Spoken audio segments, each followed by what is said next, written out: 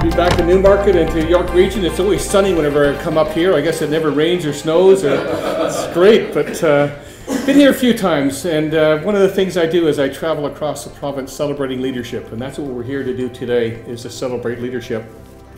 Before I get into that, I just talk a little bit about the challenge we face in Ontario that I'm focusing on, but it's a challenge that's being faced around the world. And it is conservation, the importance of it. We've set among the most aggressive targets for conservation that I'm aware of in the world, certainly in North America. And I've been in touch with people in Europe, and I'm going to be talking to some people in New Zealand and Australia shortly. But we set very aggressive targets, and we're making progress. But we have a long way to go. And one of the particular, yesterday I released my 4th annual report. It's called Be the Change, and it's based on a quote that many of you may remember from Mahatma Gandhi. Be the change you want to see in the world. And because it is important for us, and I just want to pick up on something Mark said, is we are in difficult economic times now. We're in difficult employment times. Certainly it's something that Michigan, Western New York, and Ontario can share together. We're manufacturing base, and there's some real challenges happening right now. I refer to the benefits of conservation and summarize them as the 3 E's. And they're really becoming even more and more important. And the first E is employment. Conservation and energy efficiency are labor intensive. Local companies like builders and suppliers and contractors hire local employees to build these homes, to design them, to install them. The local companies manufacture the products and services that are involved in this. Energy efficiency is a labor-intensive business, and do we ever need that in Michigan, Western New York, and Ontario in particular? And this is something that has a very strong resonance with the government here in Ontario, and I'm sure it does in the States as well. So that's the first E, is employment. This is good for our economy. This is money being used to hire local people. Second E is economy, and Mark mentioned that. And because these houses and energy efficiency in general saves money, but it does require a little bit more money up front to reap those benefits.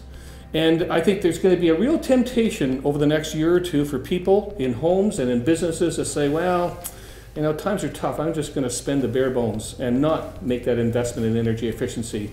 This is a time where we all need long-term thinking, and we need to invest in energy efficiency, because that is going to make homeowners, give them more money because they're going to save money.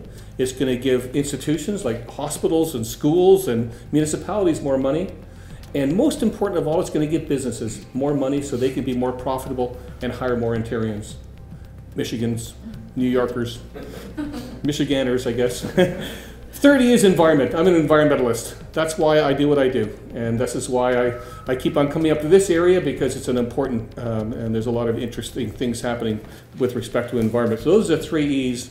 But one of the real challenges with conservation, and I've been working with John Godden and Paul Duffy here and others for many years to highlight conservation and in housing and new housing, is the problem is that people design these buildings, these new energy efficient buildings, and they look so darn good that people can't tell they're energy efficient. And this house is using 60% of the energy of a normal building. It's a LEED rating of 96 is spectacular.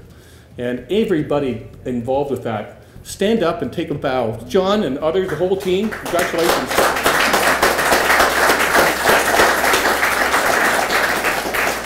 So it's one of the challenges of building houses that are so attractive that people can't imagine that they're also energy efficient.